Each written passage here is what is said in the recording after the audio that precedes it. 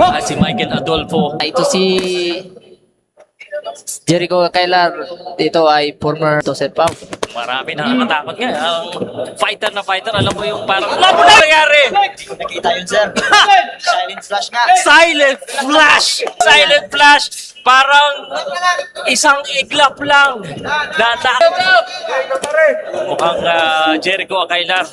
Magandang story ni Epitados. Ito sa pilingin ko. Dala si ano, sa sa body shot. I don't know if we can have a replay. Time to recover, usually maximum 5 minutes yun eh. 1 minute and 31, 6 na recover. Jericho Akailar, mainit. And kung ano naman sa Jericho, itutuloy ko lang kasi ng mabilis na suntok dyan. Left hook yata ito maman. sa tingin mo sa Pau, abot ba to? Ah? Ay, depende na lang. Parang si Michael Adolfo, ayaw na paabutin. Si ano, Kailar. Ganda rin ang depensa ng shell defense. Ito, pwede, no? May tsura din, no? Pwedeng artista, tsaka boxingero, panlap seconds. Yung mga bitaw talaga ni Jericho. And of round number 1. Babalik ko sa tanong mo, Richard. Ano, sa tingin mo, abot ng round number 3? Ito parang babag. Kung ngiti-ngiti lang kayo, di naririnig yung ngiti. Sabihin nyo, second round. Si ito si Adolfo sir, malitang nilalaro nito yung timbang. Batang-bata pa.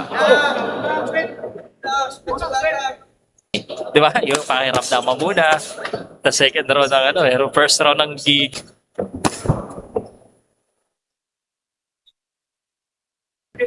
Titingnan natin kung anong markang iiwanan niya dito sa Bohol. Yan sa si ano, Kailar. Sabi nga ng kaibigan ko taga Cebu daw, shall not compare. Ito dahil sa Bohol? Ano? Dahil sa Ginagaya niya yung dati yung ano, galawan ni Casimero. ano naman yung mga Casimero fans? 10 seconds. Oh! Exhibition. Siguro, sir, ka-counterin niya yung left hook ni Guano. Ay, silent yung mga suntok niya. Kailan may tunog. Oy! Adolfo, sinabayan eh, na silent. Parang magandang pang reels yun ah. Buwan eh. Uy! Doon sa mga bitawan na yun, doon ka makakuha na. Oh, ito si Kailar sir, kasama ko to dati sa Ayan. Uy! The heck? Yan yung style niya. Ito na si Pintados. Oh? Pero ang problema lang, nananalo siya sa crowd, pero sa scorecard, yun. Sige ba yan yung Kailar? Parang inaasar niya lang. Sabi ko kanina may mga And of round number 3. Suntok, pero malakas dito. Tuma-timing ito si Jericho ng counter. Yun na nga, right, left straight. Tingin mo? Kasi ko wala. Hindi sila pagod. Inontra ka na naman. Sige. Momo ang ating next fight. Nasubukan na ba ng PMI na PMI versus PMI? Hindi pa, sir. Tata na rin kayo ngayon. Ano titigilan? para ma-exhibit siya sa ano, scorecard eh. Oh, dapat si Adolfo. Para sigurin niya kung Uneventful yung last round. Mahirap i-score. And of round number 4. And number 5, PMI Bo. bumagsak. Yan, nagiging fan ka na. Diba? Yun yung sinasabi ko eh. So, pero ito si Jericho, tingnan natin kung ano, yung kanyang tatlong panalo. Yan na.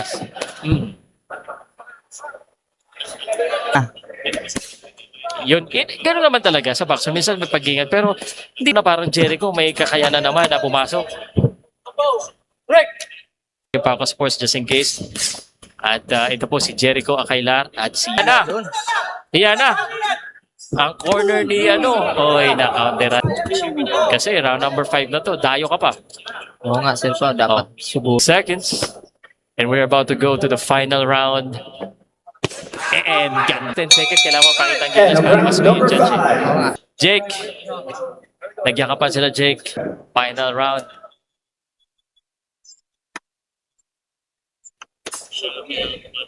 Kailar, parang ano, one shot talaga yung Yung ano niya, suntok. Kailangan niya sumuntok si Pintados. Kulang din sa suntok. Okay. Yun, sumuntok. Yan, ayun na, nakaunti. Hindi lumapit yung referee. Oo nga eh. Pagkakataon Na may big impact na makakreate ka pa simula pa lang. Lalo na kung ang panalo mo, kita sila ng isang magandang suntok na maka-knockout ka. Gaya nito ni Akailar. Quintados. Final round. Si Pacquiao kasi siyempre binubugbog niya yung kalaban niya. Minsan parang feeling ng kalaban 10 seconds. binibitawan ng mga suntok. Ngayon pa, habol. And of the belt. After 6 rounds of professional boxing, your winner by unanimous decision. Chico, Big Time Flash, Akailar.